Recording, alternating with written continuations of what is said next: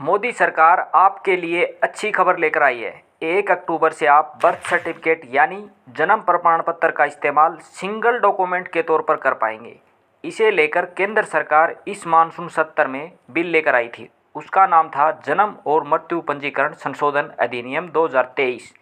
आप इस birth certificate को स्कूल, कॉलेज, ड्राइविंग लाइसेंस, मतदाता सूची तैयार कराने, आधार संख्या, विवाह पंजीकरण और सरकारी नौकरी के लिए सिंगल डॉक्यूमेंट के तौर पर इस्तेमाल कर सकते हैं।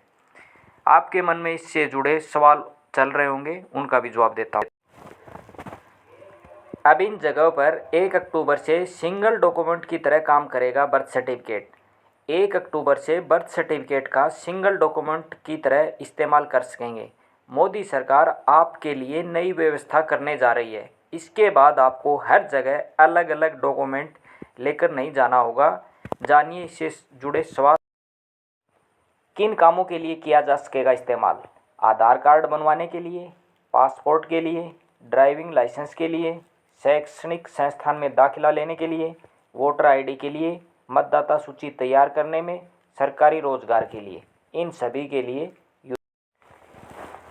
नया नियम बताता है कि अब से बर्थ सर्टिफिकेट का इस्तेमाल बतौर दस्तावेज पिछली स्लाइड में बताए गए कामों के लिए किया जा सकेगा। वहीं नियम लागू होने के बाद बर्थ और डेथ सर्टिफिकेट डिजिटल रूप से भी मिल पाएगा। मतलब अब हार्ड कॉपी लेने के लिए दफ्तरों में चक्कर काटने से भी आज़ादी मिल जाएगी। नया कानून के तहत जन्म और मृत्यु पंजीकरण बिल 1969 में संशोधन किया गया और नया जन्म और मृत्यु पंजीकरण संशोधन विधेयक को पारित किया गया। इसके तहत जन्म और मृत्यु का रजिस्ट्रेशन आसान हो जाएगा और उनकी इलेक्ट्रॉनिक डिलीवरी का प्रोविज़न किया गया है। इसके तहत राष्ट्रीय और राज्य स्तरीय डेटाबेस तैयार किया जाएगा।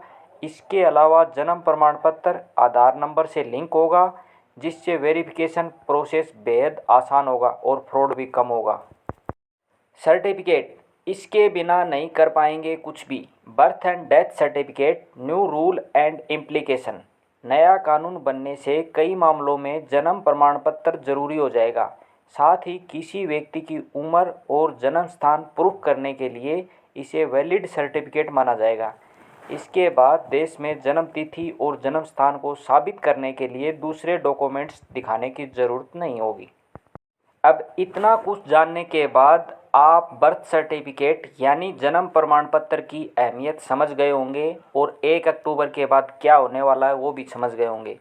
कल नेक्स्ट वीडियो में बर्थ सर्टिफिकेट अपने मोबाइल से घर पर कैसे बनाएं और बच्चों का कैसे बनाएं वो पूरा डिटेल के साथ वीडियो बनाऊंगा मैं।